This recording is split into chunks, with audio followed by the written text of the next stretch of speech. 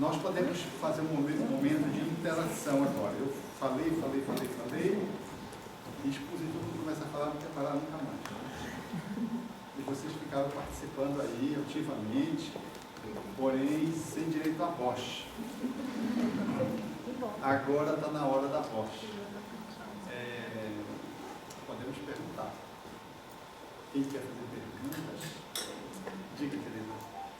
Então, só queria saber, em termos de como a palestra seminário vai se desenvolver. Você falou muito sobre a questão da agressividade e questão desse, identificando ela para fora, para dentro. Eu estava pensando em termos assim, de como a gente vai trabalhando essa agressividade para controlá-la assim, de maneira educada, proveitosa.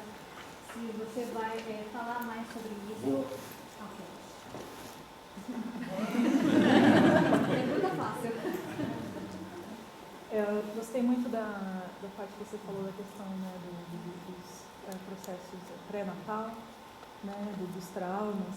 Eu fiquei pensando, porque eu já ouvi várias histórias da minha mãe, por exemplo, de raiva, de muita raiva que ela passou durante a gravidez, histórias assim, tá? E o que você sugere que eu faça, que a gente faça quando a gente identifica que podem existir processos pendentes com relação a isso? Algum tipo de tratamento, de autoavaliação? Vou tentar isso. Em relação à agressividade, como você disse, é a agressividade que se expõe, a agressividade que nós colocamos carinho. Eu gostaria de saber qual é a melhor maneira de se lidar com isso. Ou seja, nós tratamos a causa dessa agressividade ou tratamos a forma como se expressa, porque se não é sadio para colocar para dentro, também não é sadio para expor, descontroladamente. Então, veja, o processo de expressão é importante. Não de explosão e não de implosão, de expressão. Porque se você está aborrecido, você não pode dizer assim, eu estou muito aborrecido por você. Aí quando você vai dizer, eu te amo. Parece que é um alto-falante que está falando, não é uma pessoa, né? Quando você diz eu te amo, você tem uma entonação de ternura. Quando você está agressivo, você está agressivo. Eu estou aborrecido com você, estou chateado com você. Cada um tem o seu jeito de expressar. Mas a expressão da agressividade, ela não implica em lesar você, desqualificar você, ou ofender você. Então, expressar a agressividade, ou seja, fazer a catarse, botar para fora, não me dá o direito de fazer vítimas. Eu devo expressá-la, porém, ecologicamente. Eu gosto muito dessa expressão, eu uso o sentido da ecologia familiar, ecologia interior, ecologia planetária, não é só planetária. Então, a expressão ecológica é quando eu expresso a agressividade e ela é respeitosa para mim e para o outro. Então, há que se ter respeito mesmo quando se expressa a agressividade. Então, quando eu fiz lá com o garçom, eu fui desrespeitoso com ele. Por quê? Porque ainda que sutilmente, eu fui agressivo na forma de lidar com ele. Eu fui pedir perdão a ele, desculpa a ele, perdão, né? Porque, na verdade, eu fui desrespeitoso. Então, eu acho que é esse olhar. Então, você é capaz de fazer com a esposa, ultrapassou o limite, você vai e se recoloca. Você não vai se recolocar por tudo que disse, vai se recolocar na forma como você disse. Alguma expressão que você disse. Às vezes o tom que foi exagerado. A gente faz isso com a criança, a gente vai ensinando ela a manejar. Porque o manejo, a gente aprende quando a gente é criança, não é quando a gente é adulto. O adulto a gente já está papagaio velho aprendendo a falar. A criança é que a gente vai ensinando. Então a gente, meu filho, por favor, estou perto de você, você não precisa gritar. Eu estou escutando você. Não estou com problema de audição. Então eu vou ensinando ele a graduar a voz. Mas eu não vou dizer para ele, fale mansinho se ele está aborrecido. Eu vou aceitar que ele fale aborrecido. Eu vou aceitar que ele fale, estribuche um pouco, mas ele para estribuchar, ele não vai precisar ter uma crise epiléptica. Nem nele e nem comigo. Mas ele vai expressar. E eu vou acolher isso. E isso é importante. Porque a criança, quando ela faz isso, é quando ela vai aprender a lidar com a agressividade. Aqueles que não sabemos lidar com a agressividade é porque nós não aprendemos historicamente. Nós tivemos a oportunidade de ser ensinado. Então a gente cresceu, ou só engoliu, ou só deu pontapé. Foi para os extremos, né? Nós não tivemos pais modeladores para que a gente pudesse modelar a agressividade de uma forma adequada, aonde você expressa o seu sentimento e você tem a permissão para fazer isso, você não é castrado por fazer isso, mas o pai modula a sua agressividade. Quando você extrapola, aí você vai, sai batendo o pé, bate a porta. Quando bateu a porta, não precisava bater a porta. Aí vai ter que chamar o filho depois. Na hora depois você escolhe. Meu filho, onde você saiu? Notei que você saiu pisando fundo. Acho que até o vizinho de baixo, do apartamento de baixo, deve ter ouvido você.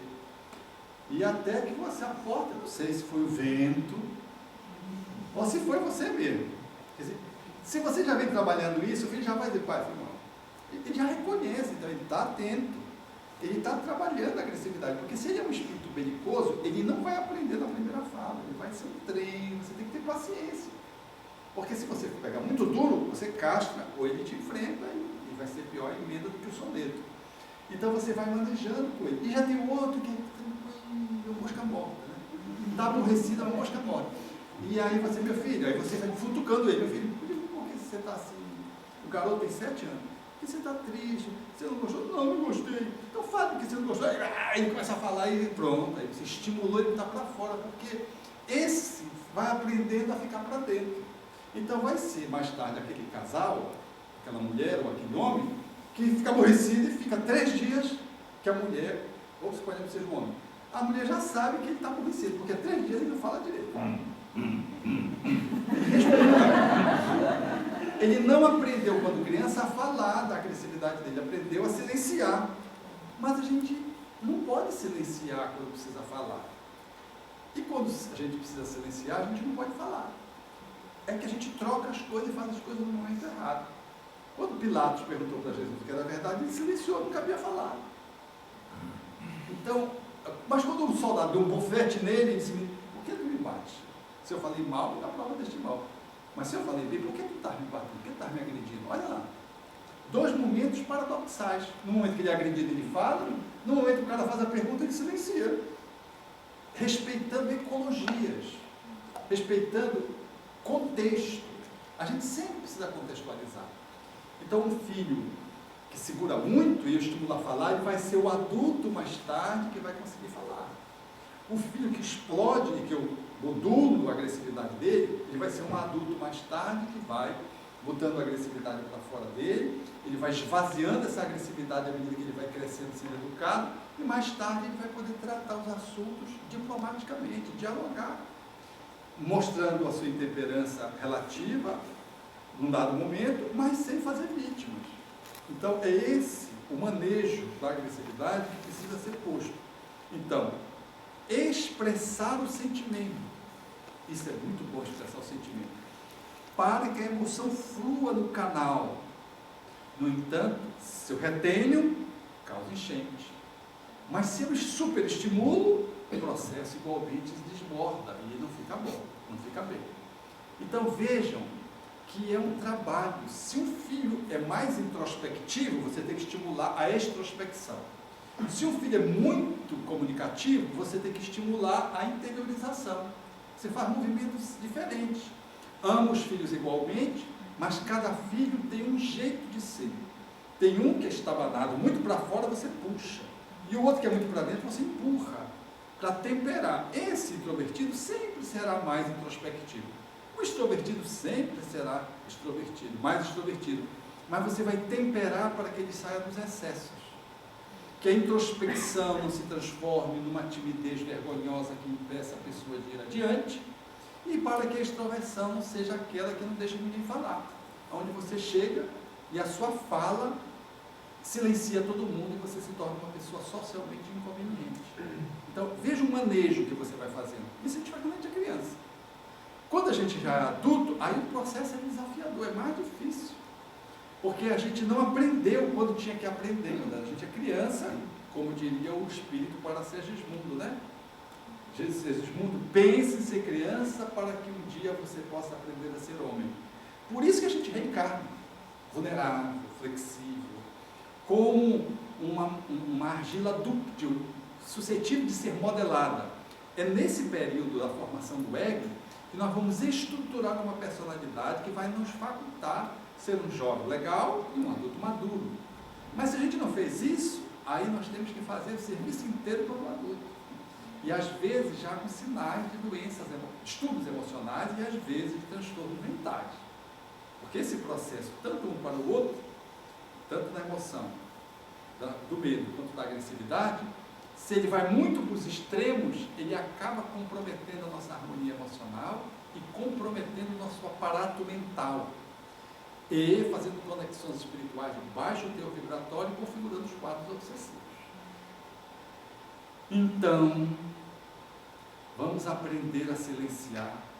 Quando é o casal que tem esse design, um expressa muito, o outro silencia muito. É muito legal, porque um vai dar feedback para o outro. Olha, você segura e me estimula para que eu saia da casinha, porque eu quero ficar dentro da casinha.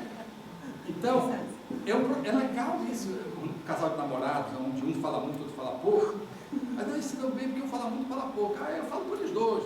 Não é bom isso. É bom que um fale, mas é bom que um ajude o outro, porque é bom que ambos falem. E é bom que ambos aprendam a silenciar. Então, na agressividade ou no medo, um pode ajudar o outro se tem temperamentos diferentes, estão para os extremos diferentes. Então, a mulher, se ela é muito loquaz, expressa agressividade, às vezes indo além dos limites, o esposo vai dar feedback para ela. Meu bem menos, meu bem menos, meu bem. Já conversaram antes, porque a gente tem que combinar antes. Se for combinar na hora, pega fogo, né? Combinou antes, feedback antes. A gente pode até levantar uma bandeira assim, pode até um cartão amarelo, sabe? Ludicamente, isso pode acontecer, né? E o inverso também é verdadeiro. O cara está empacado lá e você levanta o cartão amarelo para ele falar que ele está empacado. E suscita. Fale, meu bem. Porque é assim, a mulher, especialmente a mulher fala mais fácil do que os homens, porque a mulher é mais comunicativa, ela lida melhor com as emoções do que nós, a nossa classe oprimida dos homens. Oprimida pelas mulheres. Então, a mulher ela não se segura, ela vai estimular o cara a falar, mas ela não segura. Fale, meu bem. Mas você não vai falar, eu estou aqui para me ouvir. Não, deixa ela falar. Ela tem que fazer uma pergunta e segurar, botar um esparadrapo na boca e segurar. E deixa o cara falar. Porque aí o cara faz o esforço, quando ele começa a falar, ela já começa a atacar, ele defende, não, mas não é assim não é assim não. Deixa o cara errar, deixa o cara falar, porque ele vai aprender. É assim que ela oprime, o bichinho oprime. Então, a agressividade ela pode ser trabalhada nesse contraponto, é de bom tom. Agora, há outros manejos que depois a gente vai trazer, que vai nos ajudar a pensar nisso. Eu vou correr um pouquinho, tá? Eu vou correr um pouco. Alegria e tristeza. Alegria e tristeza são duas emoções básicas que nós podemos considerar nesse conceito aí, que fazem parte da estruturação de todas as outras emoções. Tristeza como processo de introspecção, de ensimesmamento. Tristeza não é ruim. A gente confunde muito tristeza com depressão. Depressão é um distúrbio psiquiátrico, precisa de tratamento, de apoio, às vezes de remédio. A tristeza não. Você ia para um compromisso, não pôde ir, perdeu o avião, você fez uma prova e não passou, você foi roubado, você volta para casa triste. Ficou aborrecido, então ficou triste. A tristeza, perdeu um ente querido, a convivência física, fica triste.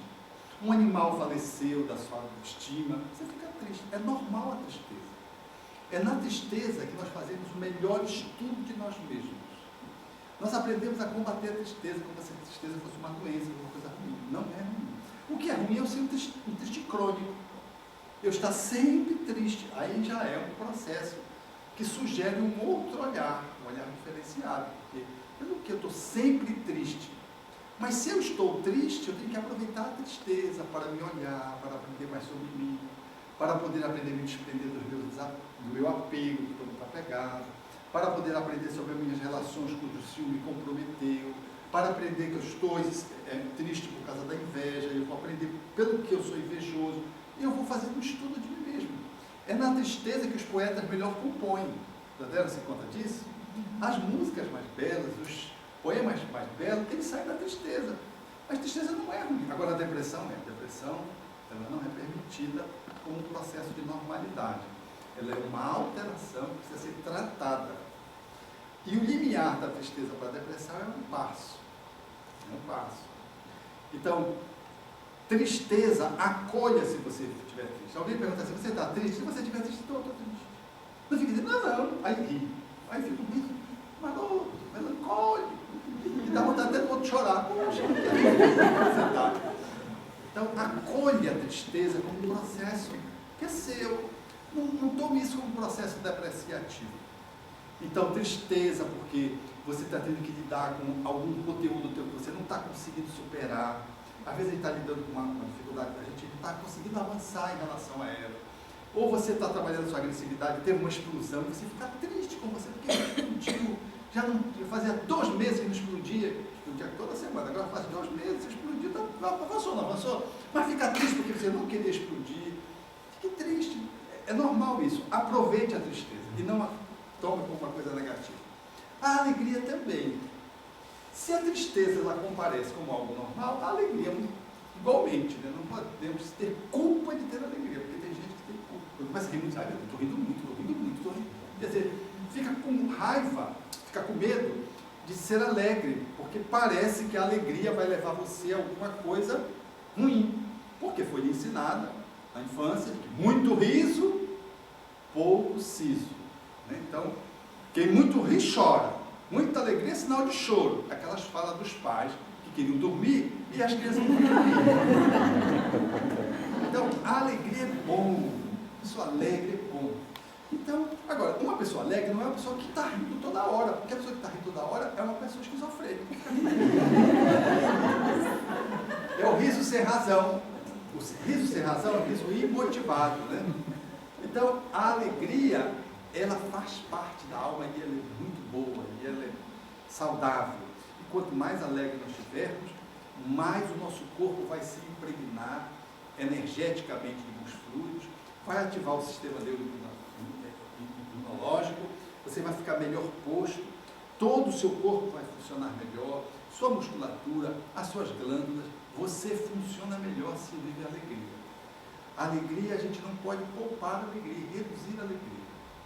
A alegria é algo que deve comparecer à nossa vida. Mas não esperemos ganhar na loto para ser alegres.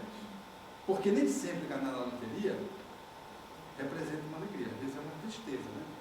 Que se segue, porque até quando você era pobre, estava tudo bem. Você ficou rico, aí ficou um inferno. Eu estava contando, quando vinha para cá, quinta-feira, eu estava ouvindo o noticiário e um londrino ganhou pela 2ª vez na loto. Você vê que eu estou bem informado. E eu vim aqui para jogar. Não sei se é bilhete. Então ele ganhou 3 milhões de libras, não foi? Foi 1 milhão. Pela 2ª vez ele ganhou. O fato é que ele ganhou pela 2ª vez, ele e a esposa, pela 2ª vez. A possibilidade de ele ganhar 2 vezes, ele ganhou em 2013 e ganhou agora. A possibilidade de ganhar 2 vezes como ele ganhou é de 1 para 252 bilhões. Olha a probabilidade. É uma coisa quase que impossível, 250 bilhões. Aí o cidadão, no noticiário, diz assim, e lá nos Estados Unidos, o cidadão não quis dividir lá o prêmio que ele ganhou, deu um tiro na esposa. Depois ele se arrependeu, deu um tiro nele. Agora ele tinha ganho, sabe quanto? 500 dólares. Eles ganharam 500 dólares, não sei qual foi a aquilo, ele atirou na esposa no peito, a esposa não morreu, foi se arrastando, pegou o telefone, chamou a polícia quando chegou, encontrou o cara que tinha se matado. Mas ela morreu também, sobreviveu. Então veja o que é. O que é a alegria, o que é a tristeza. Aquilo que a gente acha que é alegria, às vezes é a nossa falência emocional. E às vezes aquilo que é a tristeza para o outro, ou é o sofrimento para o outro, para nós é alegria. Lá no Nordeste, lá. Você não tem queijo, mas tem farinha. Põe a farinha em cima da sopa, pronto, enche o buchinho e fica feliz, fica sorrindo, alegre.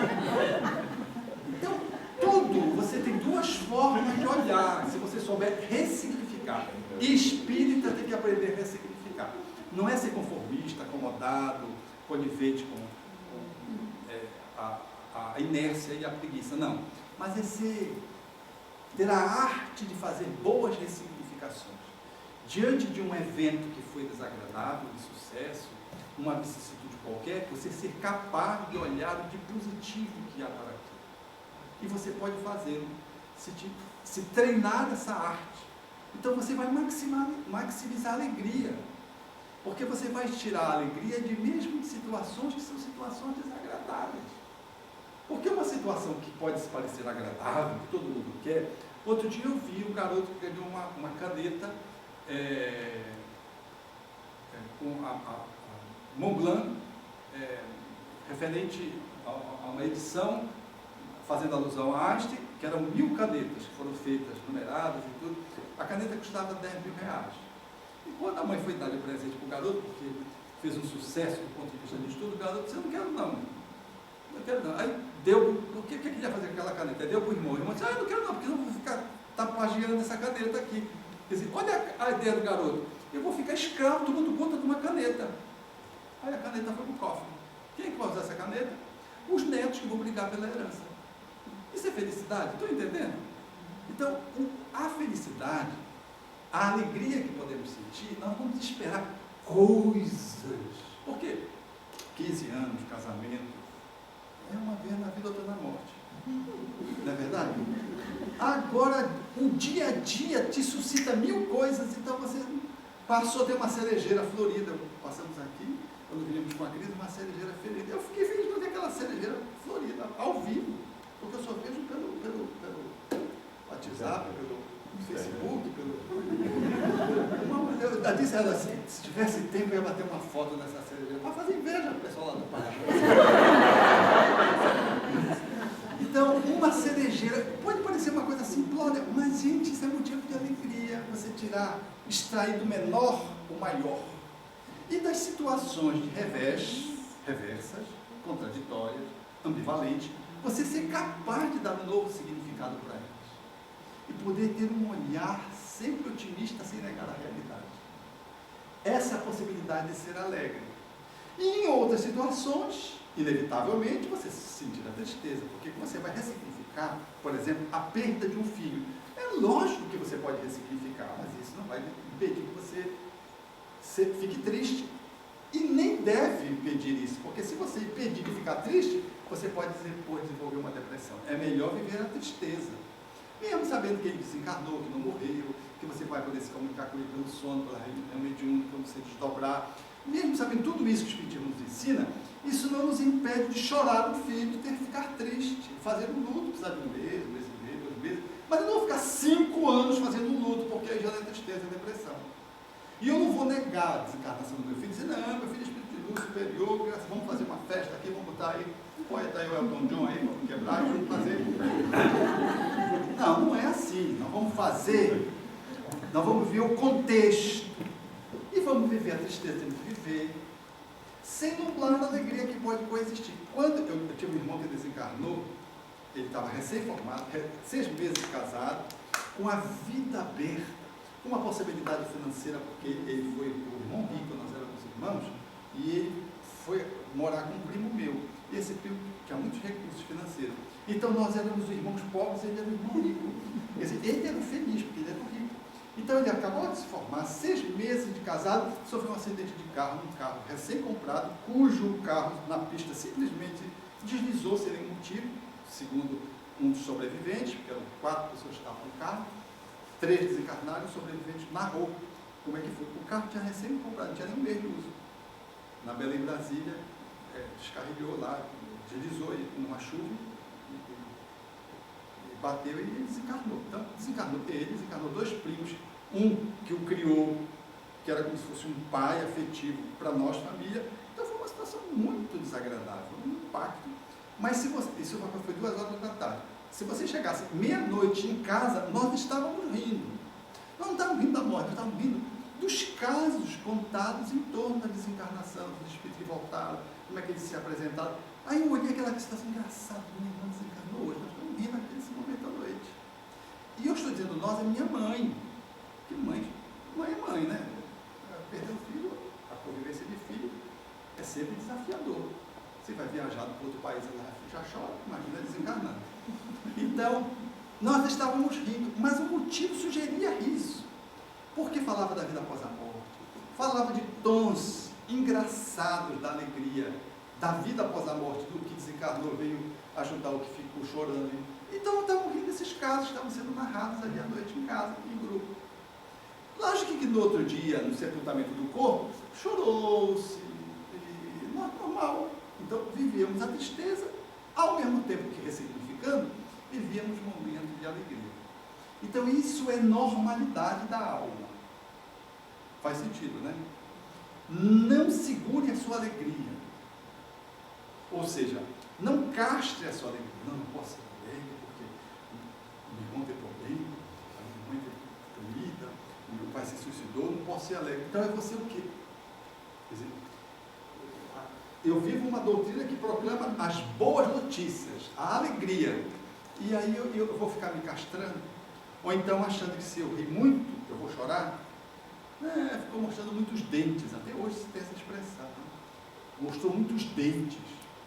Nós temos um problema no mundo, é falta de alegria e falta de sorrisos, né? Que nos impede de viver bem. Então, viver a alegria e viver a tristeza. Essas são possibilidades que nos conclamam a analisarmos essa formação egóica. O ego é formado exatamente no princípio da nossa existência. A gente vem desde a fecundação modelando esse ego e vai por toda a primeira infância no processo do nascimento, da consolidação dessa reencarnação que se consolida até os 7 anos, depois vem a segunda infância, mas é lá, na primeira infância, logo a partir do momento da concepção, que o nosso eu humano, a nossa personalidade está sendo modelada.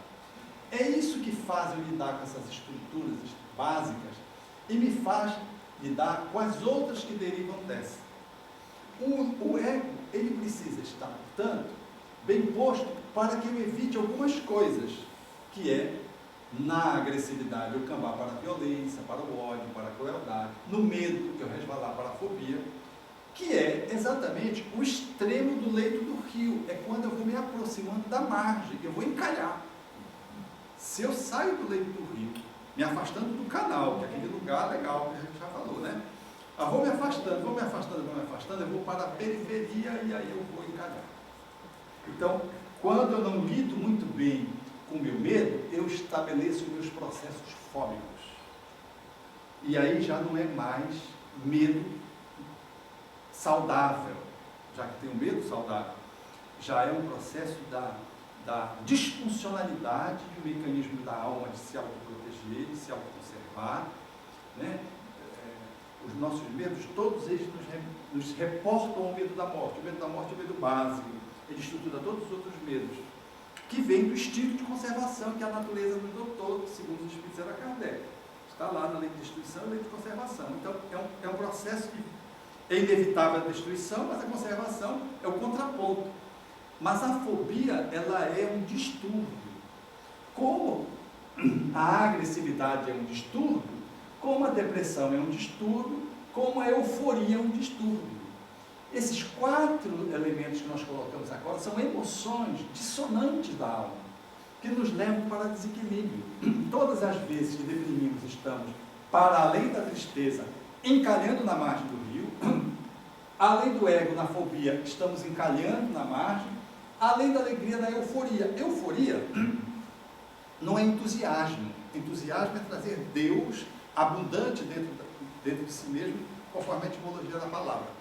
Euforia é quando você toma a bebida alcoólica e fica alegrinho, já viram essa coisa? Neurologicamente é a desinibição do sistema nervoso.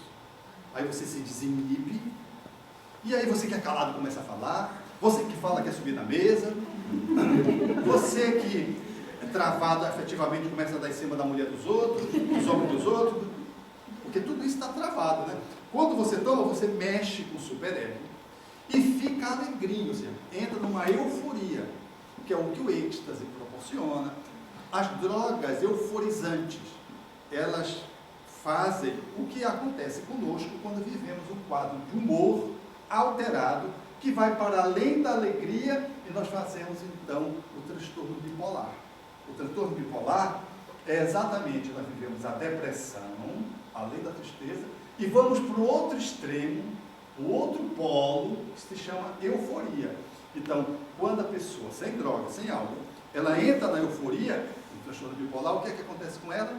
Ela extrapola os limites da normalidade, fala demais, transa demais, gasta demais, ela desenvolve manias, processos de agressividade, fica intenso, porque ela ri demais, ri de nada, ri de bobagem, e você vê que é um riso que não está conectado. Então a pessoa ela não está alegre, ela está eufórica. E ela está precisando de tratamento. E habitualmente tratamento medicamentoso.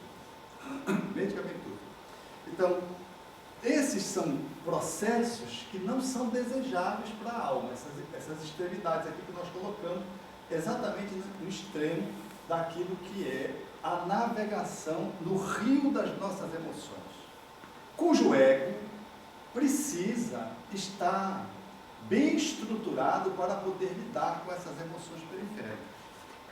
Então, quando nós entramos nesses quadros, nós vamos entrar com o conhecimento espírita que nos dá uma largueza de análise, nos dá a possibilidade de ver que há motivações para a violência, para a crueldade, para o ódio, que estão motivados por esta vida e motivações de outras existências. De que há processos de depressivos que vêm dessa vida por conta de uma vida de mortificação, perdas sucessivas em que a pessoa não elaborou direito, e há pessoas que nascem depressivas, crianças depressivas, ou jovens que sem ter nenhum motivo externo deprimem, e que vão levando aquela depressão maior, depressão bipolar maior, e às vezes grave, que precisa do atendimento médico, às vezes a vida inteira, caracterizando que a pessoa tem encrencas que remete a outras vidas. O mesmo se dá com fobias que você traz, está reforçado nessa vida, mas que às vezes tem matrizes noutra vida. Eu conto sempre um caso que é emblemático de fobia, só para a gente entender. Eu acompanhava uma pessoa que tinha medo de gato.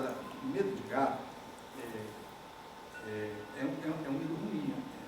Alorofobia, o medo de gato. É uma coisa complicada, porque gato é um animal doméstico. Então, essa amiga tinha medo de gato. E ele disse, mas por que você tem medo de gato? Não sei, o que aconteceu? Não, ela não sabia dizer. Mas era um medo de gato. Só para você ver, ela tinha 6 ocasiões em que ela desmaiou o gato. Então, ela estava na praia. Vinha um gato, ela deixava o corpo sair e ir embora, deixava o corpo lá. Com medo do gato. Desmaiava e ia embora. Porque o problema não é o corpo, o problema é o espírito que está em medo, não, quem tem medo não é o corpo.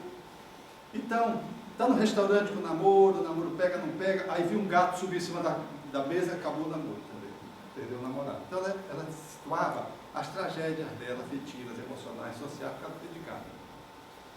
Como nós fomos trabalhar com ela viveu uma experiência quando ela tinha 1 ano de idade. Os pais deram para ela um gato de pelúcia de olhos amarelos, preto de olhos amarelos. Aliás, era o gato que ela mais tinha medo, preto de olhos amarelos. Como ela rejeitou 1 ano, os pais forçaram ela a pegar no gatinho para mostrar que era um gatinho de pelúcia. Como forçaram, ela fez febre. Quando ela viveu essa experiência com 1 ano, ela, depois da sessão, ela disse assim, de todas as experiências que eu vivi nessa vida, essa foi a pior. Não foi aquelas outras que ela desmaiou.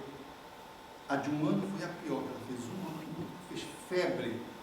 Por que foi pior? Porque os pais obrigaram, e a criança de 1 ano não tem como se defender, ela está formando o seu ego. E você obriga ela a fazer uma coisa que está na contramão de algo que ela traz limitante. Ela já trazia a fobia de outra vida. Então nós fomos trabalhar a fobia de outra vida, de onde é que estava. Fizemos uma terapia regressiva de vivências passadas. E ela foi acusada, na experiência maior, que motivou isso, ela foi acusada de calúnia, traição. E a punição dela, jogaram ela para 3 panteras famintas. Ela foi devorada por 3 gatinhos pretos de olhos amarelos, 3 panteras. Então ela se via as panteras comendo os pedaços do corpo dela depois de tê-la morta. Então ela criou um pavor dos felinos. por associação, né? A gente faz processo de associação.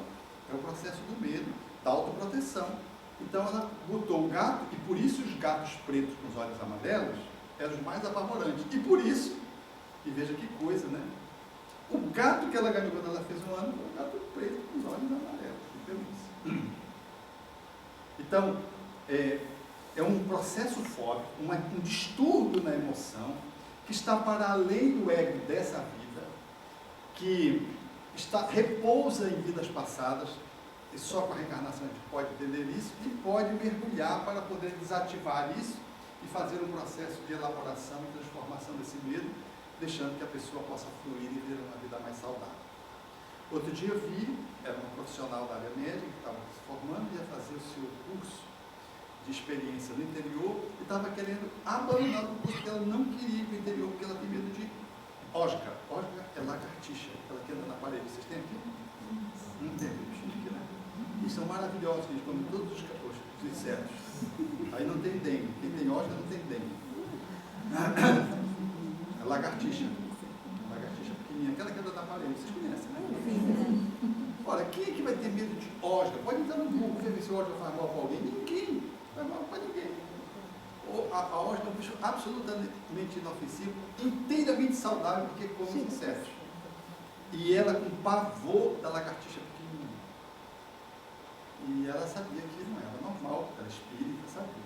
Gente, foi comida pelo jacaré. Jacaré e lagartixa, não é tudo igual. A mente pegou o réptil e colocou na lagartixa.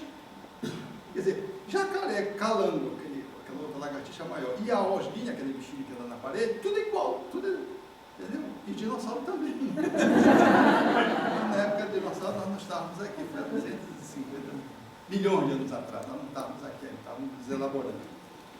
Então, o processo fóbico, processos depressivos, estados de beligerância, às vezes vem processos do humor. Quantos jovens, ou adultos jovens, desencadeiam o quadro do de percepção afetiva, em cima de um ciúme mórbido, desequilibra, e aí passa a não ter mais saúde, e passa a precisar de tratamento terapêutico e medicamentoso, às vezes, o que é mais frequente, a vida inteira, controlando o estabilizador do humor, que a pessoa não consegue tirar, porque senão ela entra num quadro de mania, faz o quadro eufórico, e depois que ela apronta, que gasta tudo, compra tudo, faz tudo, ela vai para o outro extremo, que é a depressão. E na depressão, o risco de suicídio sempre é muito grave. Então, vocês viram que surgiu isso aqui, esse eu. É que há dentro do ego o eu. Para além do ego, da personalidade, estamos falando de quê? Do espírito. Nós espíritas precisamos estar sempre ancorados, nós estamos nos tratando como espíritas. Temos uma realidade que está para além do Alberto. Eu estou Alberto, não sou Alberto.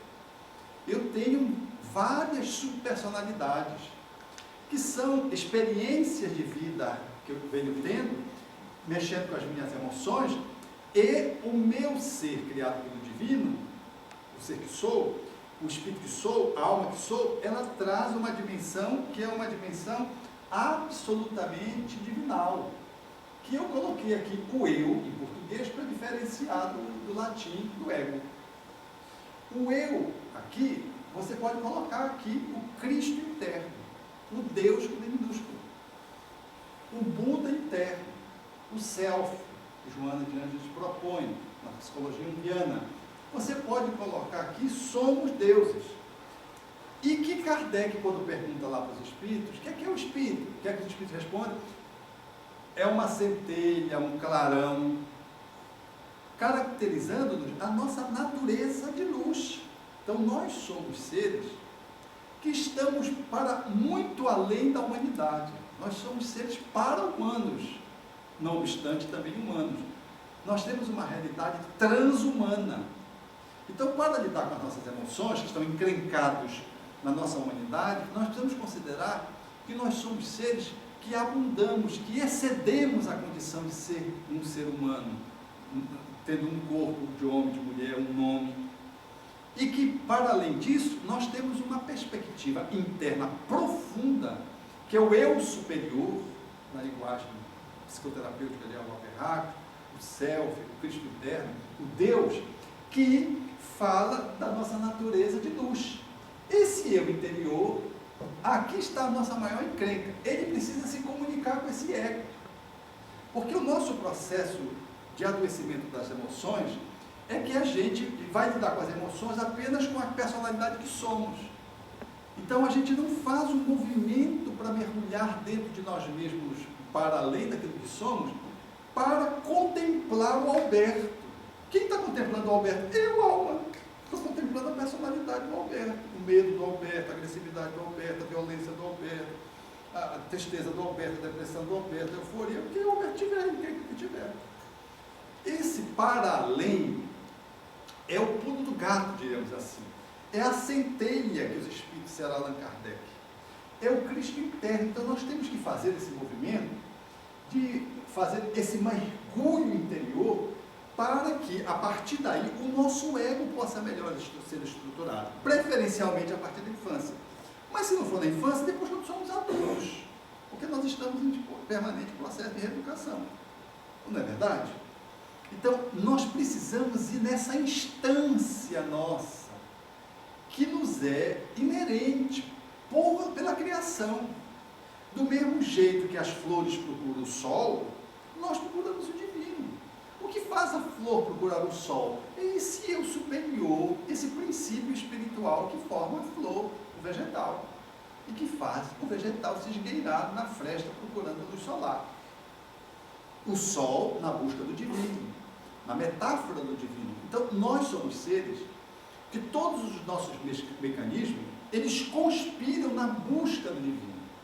Mas nós, em dado momento da nossa evolução, enquanto espírito, fizemos escolhas, e o Criador nos deu essa oportunidade, e essas escolhas nos afastam do canal. O canal, exatamente o canal, é a nossa proposição de conectar com esse Deus interno que somos, com essa claridade que somos. É o lugar onde a gente navega melhor. O lugar onde a gente navega melhor é onde estão as leis naturais. E onde estão as leis naturais está aquilo que é a essência daquilo que somos. Se nós conseguirmos trazer a essência para a existência, aí a nossa existência vai ser moleza. Sabe como Paulo diz? Escarrai, cuspi em mim, açoitai-me. Eu já construí um santuário, intangível às vossas mãos, no qual Cristo há de reinar para sempre. Ele dizia isso em Jerusalém, quando o pessoal agrediu ele em Jerusalém. Ele estava para além do Saulo de Tarso. Ele estava para além do Paulo convertido. Ele revelava o Cristo que o dominava. Então ele podia fazer o que quiser. Pode escorrer, escarrar, cuspir, bater, açoitar, matar-me. Eu tenho o Cristo interno. Eu trago as marcas do Cristo, ele dizia. Ninguém me moleste, eu trago as marcas do Cristo. Significando o quê? De que ele estava agindo a partir dessa perspectiva mais profunda, que era o Cristo interior, que foi despertado por Jesus, o Espírito Jesus, na estrada de Damasco. Um vaso escolhido fez aflorar, e aquela revolução do Saulo, que se converte em Paulo, e o grande se transforma no pequeno, e aquele cristão que todos nós temos na grandiosidade da obra Paulo Estevam, a beleza que foi a contribuição daquele espírito, depois, na obra kardeciana, ele assinando algumas páginas.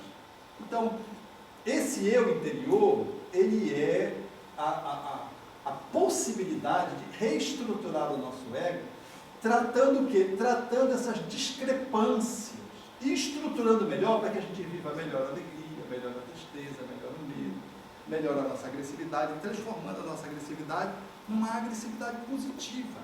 Porque a mesma força que eu uso para estrangular você é a mesma força que eu uso para lavar roupa. A mesma força que eu uso para empurrar você para o chão é a força que eu uso para levantar você do chão. É a mesma força. A mesma lâmpada que acende com a luz elétrica é aquela que fulmina-te, se tu tocar lá na luz elétrica e na energia elétrica inadequadamente. Então, a energia agressiva gerida pelo ego, apoiada nesse eu superior, nesse Cristo interno, faz da agressividade um Gandhi, que faz aquele homem tão frágilzinho, né? Mas tão incomum nascido no mesmo século que Hitler, né? Hitler é o ego com a negação completa do eu interno, ele vive a partir do ego, naquele processo fanatizante, desequilibrado, psiquiátrico, e Gandhi é o eu interior que matou o ego. Aí você vê Gandhi liberando lá, aqui na nação inglesa, lá os seus 200 milhões de anos que estavam ainda dominados por um pouco mais de 150 mil ingleses, que era a colônia, né? Quer dizer, Gandhi, se levantar uma arma, consegue fazer isso a partir desse lugar interno, na perspectiva do hinduísmo, que é o Atman, que é o nosso Cristo interno, vivendo um processo de verdade, de não violência, e sem punhar nenhuma arma, faz aquela marcha, você recorda, né? A marcha do sal, o pessoal compara bem aquela entrada de Jesus lá em Jerusalém, né? Ele vai fazer a marcha do sal, chama o mundo inteiro e vai caminhando, e o mundo fazendo reportagem, e quando chega na praia, ele pega apenas o sal e põe na boca. O sal é dos indianos. Quer dizer, sem fazer nenhum ato de agressividade, sem nenhuma violência, mas mostra que a sua energia agressiva o transformava num ser de uma coragem incomparável. Porque a mesma energia que Gandhi tinha, orientado pelo eu interno, era de Hitler, sendo que de Hitler era destrutiva, completamente nas trevas, e de Gandhi era completamente na luz. A polaridade estava invertida. Hitler queria ser o senhor do mundo e Gandhi queria que a Índia fosse dos indianos. Então você veja como é que é a agressividade destrutiva e construtiva. Então nós poderíamos dizer que Jesus foi o homem, no bom sentido, o mais agressivo que a Terra já conheceu, porque foi o herói, o mais devotado, o mais viveu a renúncia com maior qualidade, que viveu a amorosidade de forma mais intensa, que foi capaz de morrer na cruz, de ressurgir sem nenhum ressentimento, quer dizer, o homem mais positivo, porque a agressividade que mata é a agressividade que salva. A agressividade que eu espremo você no meu braço, engajo você, é a mesma do abraço. A diferença é que uma está gerida pelo ego, destrutivamente, e a outra tem o seu encalço no Cristo interno, que faz você abraçar o filho com a ternura, que nenhum outro braço abraça o filho que você abraça. Porque a energia que rola firme, e você é capaz de dar a vida por aquele filho num processo de renúncia, dia após dia, por amor. Precisa ter muita coragem para dar a sua vida todos os dias por um filho que é o filho limitado. Ou precisa ter muita coragem para perdoar. Vamos pegar o perdão, uma coisa bem nossa, bem pequena aqui, bem do nosso dia a dia. Para perdoar, a gente precisa ter muita coragem. A energia amorosa colocada positivamente na agressividade, a coragem de perdoar, ela é muito mobilizante. Então é mais fácil você dizer, eu tenho sangue barato. Eu não sou besta, não. Não vai me fazer de capacho. Tudo são desculpas farrapadas, porque o perdão não se faz de capacho, o perdão não é besta, o perdão não é tolo, o perdão não é burro, o perdão ele é corajoso.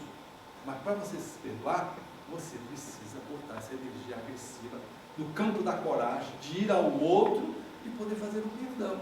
Pedir perdão ou dar o perdão ao outro. Conceder o perdão ao outro. Esticar a mão ao outro. Então, esse ato de poder fazer isso é um ato muito desafiador. Então, nós só conseguimos lograr fazer isso se nós fazemos acordar para além do eu humano, o nosso eu divino. Faz sentido isso para vocês? É lógico isso?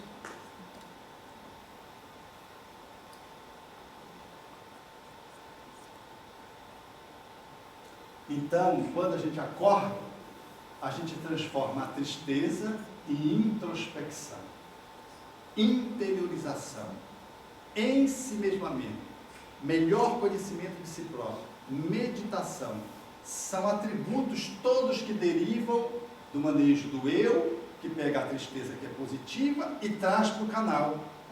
O canal é a introspecção, a interiorização, que você aproveita da tristeza. Você pega o medo e transforma em cautela, prudência, perspicácia. É o canal onde você flui melhor. Ao invés do medo derivar para a fobia, ele vem para a prudência. Qual é a distância do medo para a prudência? É mínima. A prudência é o refinamento positivo do medo. Como a interiorização pode ser o refinamento positivo da tristeza, que já é positiva, refinada. Eu estou navegando bem, eu venho para o canal e navego melhor na interiorização, na meditação, na introspecção. Eu posso fazer da minha agressividade uma ação lúcida, ação, portanto, e faço da alegria o entusiasmo. Então, a pessoa que está no movimento espírita, por exemplo, e vive a alegria, que já é boa, e quando ela se alinha no canal, ela já não é só mais alegre, ela é alegre e entusiasta. Ela dá um passe e fica feliz, ela dá um telefonema e fica feliz, ela vai estudar, vai fazer um estudo sistematizado, vai fazer aula de evangelização infanto-juvenil, ela fica feliz, e ela vai para o trabalho, às vezes tem 3 gatos pingados, mas ela vai e faz como se estivesse falando para uma multidão, como se estivesse fazendo um estudo requintado, e está, porque ela está entusiasmada. A alma que se reveste da alegria e que vem para o canal, ela vive essa alegria no ponto máximo, ou seja, a identificação com o divino, que é o entusiasmo. Ela é entusiasta. Porque trabalhador espírita que vem para a casa espírita, já entra de costas para não ter que virar de frente para sair, que já está atrasado, conhece esse tipo de trabalhador, né? Trabalhador espírita que fica contabilizando as horas de trabalho dele e que fica comparando com os outros, que trabalhar mais, trabalhar menos, esse aí, a alegria está murcha, está muxuruca, né? Trabalhador espírita que fica dentro da casa espírita, lutando por cargo, coitado, porque ele quer o cargo, ele não quer o trabalho, ele quer o cargo, não é encargo, ele quer a grife. Então, ele já foi um mau padre na outra encarnação, uma má feira superior na outra, né? E aí agora ele quer no movimento espírita fazer o bem, mas ele quer ser o máximo. Eu fico imaginando que ali, por exemplo, no Rio de Janeiro, quando Fabiano de Cristo vai se posicionar lá, na posição de um monge, né? Vocês sabem o que ele era lá, qual era o trabalho que ele desenvolvia? Ele era um porteiro. Ele era que recebia as pessoas para entrar no monastério lá no Rio de Janeiro. Mas quando ele dormia, quem falava com Francisco de Assis era ele. Ele era a alma mais graduada para se conectar com Francisco de Assis. Ele não tinha status do ponto de vista da hierarquia, da ordem, mas ele tinha status moral, superioridade, virtude, para fora do corpo fazer conexão com Francisco de Assis. Então, a gente vê o Chico Xavier, né? Olha, qual foi o cargo que uma das coisas que me chamou a atenção quando eu fui ao Uberaba foi ver Grupo Espírito da Prece, propriedade do senhor Francisco Xavier. Propriedade, Chico Xavier, eu fiquei clicado com aquilo, né? Mas depois eu fui entender, refletindo com os amigos que são mais maduros, que têm mais experiência, que conhecem mais a história. É porque todo mundo queria transformar o Chico num espaço para se promover. E não deixava o Chico trabalhar. Para onde o Chico ia, aconteciam essas encrencas. Então, o que ele fez? Ele criou um grupo do Evangelho lá, funcionando na casa de propriedade, para poder fazer o trabalho que ele precisava fazer. Então, o Chico não tinha propriedade nenhuma, no sentido material, não era. Ele doava todos os livros. Não era uma coisa egóica. Era apenas um espaço para que ele não pudesse ser cerceado. Porque as pessoas ficavam brigando pela produção dele, querendo ser dono do Chico. Ao invés de ajudá-la a divulgar a doutrina espírita, impediam o seu trabalho, cerceando a sua movimentação. E quantos médiuns notáveis no nosso país tem acontecido, de que foram sufocados por um grupo por egoísmo. O grupo quer ter aquele médium para ele, atendendo ele, não quer que o médium possa fazer uma produção que vá além das fronteiras, sabe? Aquela coisa que eu comecei aqui, vamos mudar o mundo, eu estou mudando o meu universo, mas o meu universo é esse meu universo aqui, egoísta. Então, efetivamente, nós precisamos considerar que essa perspectiva de entusiasmo na casa espírita ela me sugere uma outra movimentação, uma outra performance, que está para além das máscaras, que está para além do briga de poder, de cargo, que está para além do entusiasmo de servir a causa espírita. Onde eu for, e do espaço que eu tenho na casa espírita. Às vezes é um aplicador de passe, mas é a alma mais refinada que tem no grupo. Ele não coordena o passe, ele não tem cargo, mas é a alma mais evangelizada do grupo, aquele aplicador de passe. E ele, como não tem um status intelectual, as pessoas nem valorizam ele, mas não sabem. Se tirar do corpo, vai ver quem é que está com a túnica nupcial, é aquele aplicador de passe. Então, o olhar dos espíritos para nós é diferenciado, porque eles olham da verdade para a nossa sombra. Nós estamos na sombra, a sombra é o corpo. O corpo nos esconde muito de nós mesmos, né? Quando a gente dorme, a gente sai do corpo. Quando sai do corpo, a gente é a gente. E se a gente desencarnar, se o sono for definitivo, aí pronto, aí o Inês é morto, o Alberto é morto. Porque a gente está fora do corpo e a gente é a gente. Então, o convite para que a gente possa navegar no rio das nossas emoções, no leito do ego, mas no canal do eu superior, é fazer da alegria o entusiasmo, da tristeza a introspecção, a interiorização, a meditação, da agressividade a ação de caridade, de amor, de benevolência, de lucidez, a atividade do medo transformada em prudência, perspicácia, cautela, circunspecção. A pessoa, quando é circunspecta, é capaz de olhar por vários ângulos, ela está ali, atrás está um medo, mas é um medo que está refinado positivamente. Está o respeito. A palavra respeito, etimologicamente, significa olhar uma segunda vez, olhar de novo. A pessoa que respeita o outro é uma pessoa que é capaz de poder olhar o outro mais de uma vez, não olha pela superficialidade como uma atitude. Olha pela uma segunda vez para olhar mais profundamente, para ver o outro. Se a gente quer ver alguma coisa, a gente não dá uma olhada e já sabe. A gente olha, pega, examina. Mas puxa, olha aqui. Vai. Esse olhar é um olhar do respeito. O olhar que me faz apreender aquela realidade. Tudo bem? Vocês estão assim, me olhando, eu olhando vocês. Processando, né? Então, aqui eu acho que eu vou pular isso aqui. Não, vamos aí. Vamos ver. Então, eu quero dizer que para lidar com as emoções, nós precisamos fazer um caminho. O caminho que está no leito do rio, no canal, que está refletindo o eu superior, ele pode ser sintetizado na amorosidade. As leis de amor para o espiritismo são as leis morais da vida, são as leis naturais da vida. Mas como é que a gente traduz amor? Porque amor é uma palavra assim, que às vezes fica perdida nos significados, né? Em pequenos significados. Então, eu gosto de trabalhar o amor, estudando a literatura espírita, como um caminho. Amor como um processo que você faz da sua vida, dando passos evolutivos. E esse processo de poder trabalhar o seu amor, no seu amor, as suas emoções, para que você possa transformá-la, aquelas emoções que representam negatividade, elas traduzem uma caminhada que eu posso descrever aqui. Primeiro item é desejar. Eu preciso desejar fazer contato com as minhas emoções. Parece um passo assim, óbvio, né? E o é, mas muita gente quer mudar, mas é só da boca para fora, não deseja não. Como poucos têm vontade, diziam os Espíritos, quando trabalhou Paixões no Livro dos Espíritos, para Kardec, né? Como poucos de vocês têm vontade, porque quando os Espíritos dizem que nós podemos fazer esforços insignificantes para superar paixões, mas como poucos de vocês têm o desejo, têm a vontade. Então eu preciso desejar ser melhor, não é para o outro, eu preciso desejar para mim.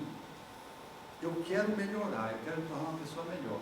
Eu quero lidar melhor com o meu medo, com o meu ciúme, com a minha inveja, com a minha carência, com a minha ansiedade, com essas encrencas que fazem parte do meu dia a dia, que eu identifico que sejam mais proeminentes. Eu preciso desejar. E aí eu preciso me aproximar, fazer contato. Porque isso é importante, isso. Eu poderia fazer aqui até um jogo de teatro espontâneo. Quem gostaria aqui de fazer? Não é nada de vai botar você uma saia justa, não. É só para fazer uma demonstração. Quem é que tem uma fobia aqui? Vem aqui. Você quer colaborar comigo? Sim. Muito bem. Então, ó, aqui é uma fobia. Você pode dizer qual é a fobia que você tem? Hein? Então, quem quer fazer o avião?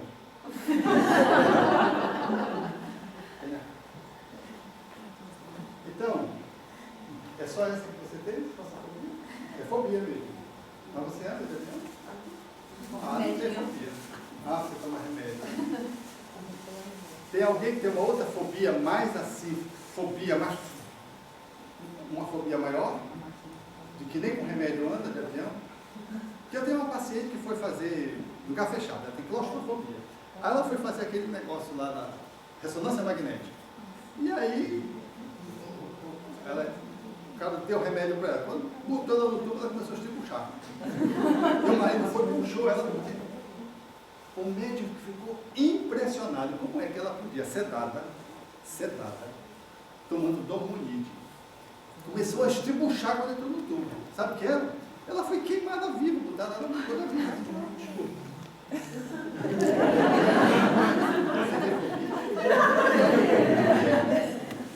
Ah, eu fobia de parto. De pato? Parto.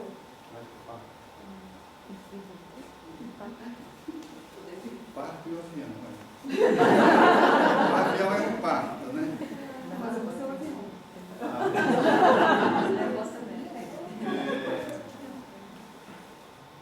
Ela tem muito mais poder que ela, né? Você tem medo do parto? Parto? Você viu o parto? Então você tem que... Eu queria trabalhar com você. Vamos inverter. Você pode me ajudar? Eu vou deixar você confortável. Vem cá, não vou fazer nada de bom com você. Não vai ser nem um parto, nem um aborto. É só um espelho. Estou vermelha, né? Tá, um pouquinho. Então, vem aqui. Então, aqui. Ela é o par. Ok? Então, veja o que eu vou fazer com ela. É que o grupo está sendo filmado, entendeu? Eles têm que saber de tudo para poder, né? Melinda, fica melhor ou pior quando eu trago aqui o parto que eu quero você? Porque eu não associo ela ao parto. Quem você associa o parto aqui? Ele não parto. Mas se você puder pensar que o parto fica melhor ela aqui ou fica melhor ela aqui?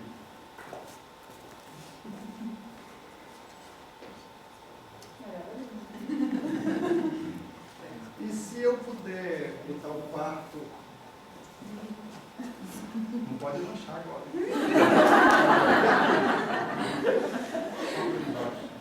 E aqui, tá bom? Fica melhor que aqui? É diferente? Agora imagine que se fica melhor assim, o parto está ali, isso é um medo que ela tem, ela fobia, tá? E agora? Fica melhor ou pior o parto? Fica bem melhor. É o que a gente faz, a gente vira de costas para o nosso medo, a gente não quer fazer o enfrentamento. É uma boa saída? É o que a gente faz quando toma remédio, anestesia, né? E depois mesmo com dormir vai ficar tremendo.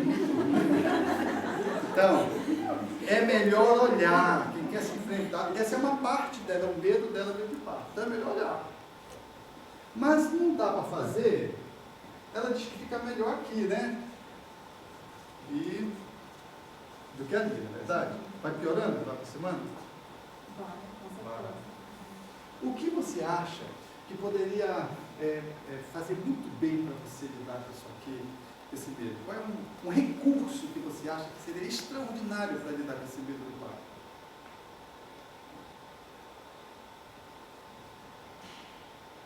Um recurso qualquer que tu acha que te ajudasse a lidar com ele.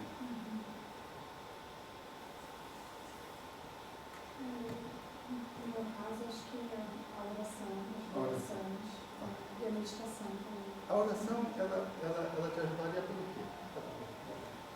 Ela ajudaria por quê, a oração?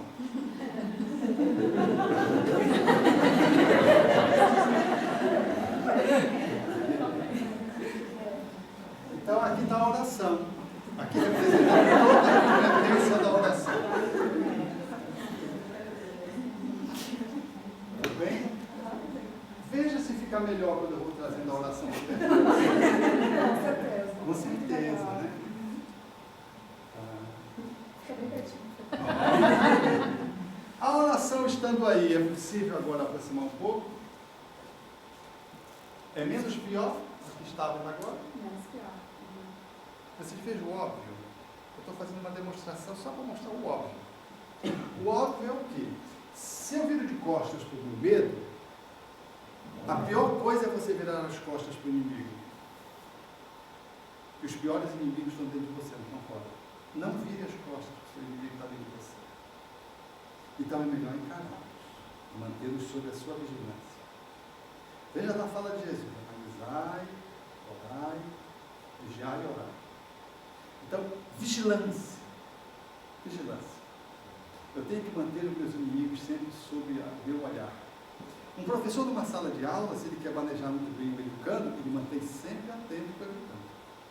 Ele nunca tira das suas vistas. E se ele quiser educar melhor o seu educando, que é problemático, ele se distancia ou aproxima o educando? Aproxima.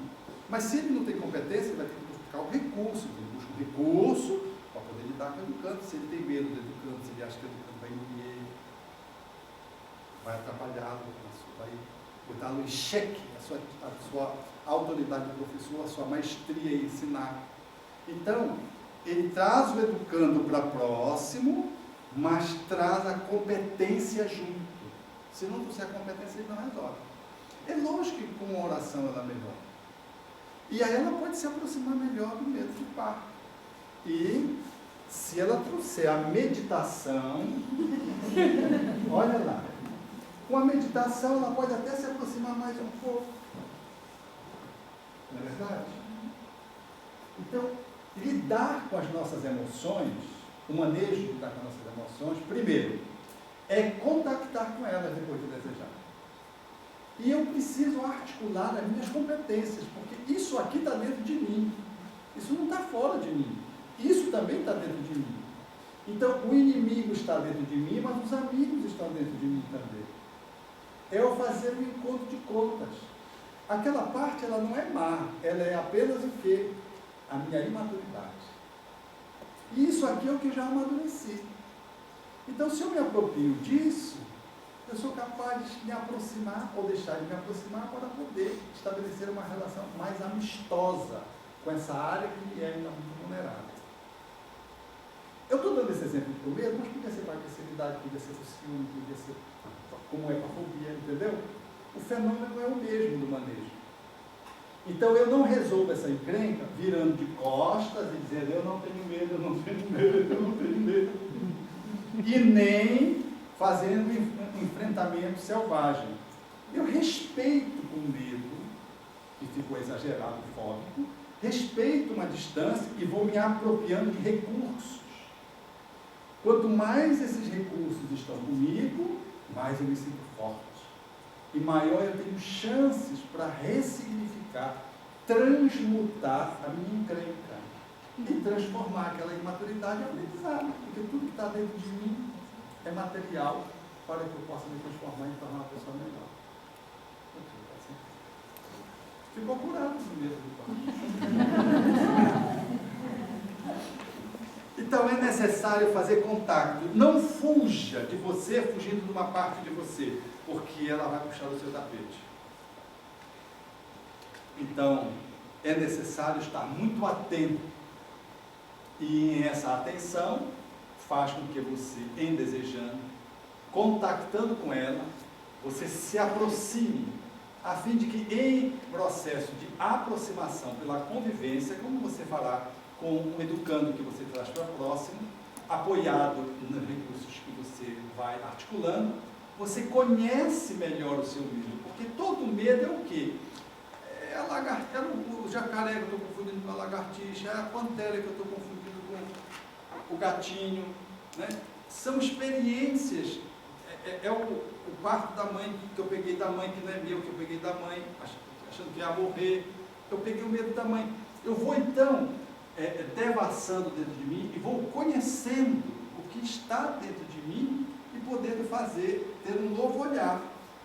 Um novo olhar. Esse novo olhar me sugere o conhecimento, me sugere uma compreensão. A gente precisa compreender.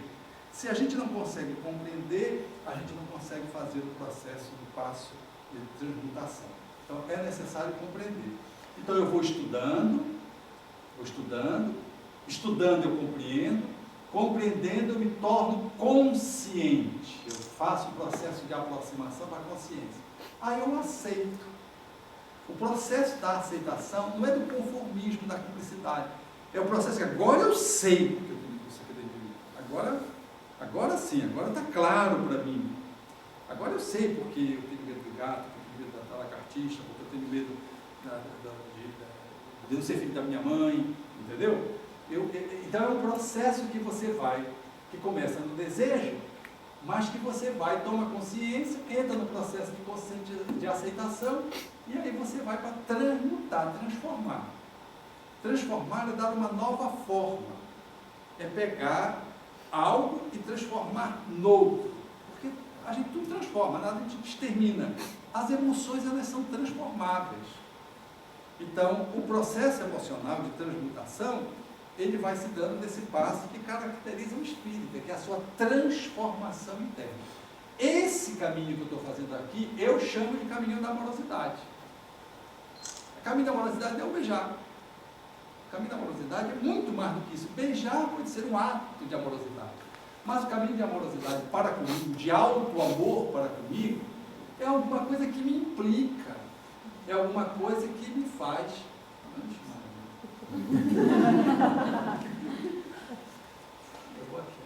É alguma coisa que me faz ter uma relação de caminho. Vou vencendo passos. Passos esses que eu vou estabelecendo e que não são um após o outro. Eles se incrementam. Eles podem vir simultâneos. E quando eu faço isso, a minha transformação, eu gero um novo aprendizado. Amadurecer é transformar o imaturo que estava aqui e que eu desejei transformar em um processo de aprendizado. Eu aprendi alguma coisa com aquilo. Eu transformei uma imperfeição numa competência. Isso que é amadurecer. E é isso que vai trazer o caminho da felicidade. Eu vou me sentir feliz, pleno, naquele ponto em que eu pude amadurecer. Às vezes é um pontozinho. Então eu viajo de avião e, puxa, que felicidade, eu consegui transpor esse obstáculo. Eu não dava de elevador, eu conseguia andar de elevador. Eu não conseguia falar no público, comecei a falar em público. São os meus medos. Eu tinha medo de abordar uma mulher, um homem, no processo da sedução romântica, e eu consegui fazer o processo de abordagem normal, como todo ser humano que seduz no processo de abordagem. Eu ficava encalacrado e ficava, porque eu vivi uma solidão, a carência, mas eu não dava conta de que eu estava fechado, eu estava blindado para qualquer relacionamento.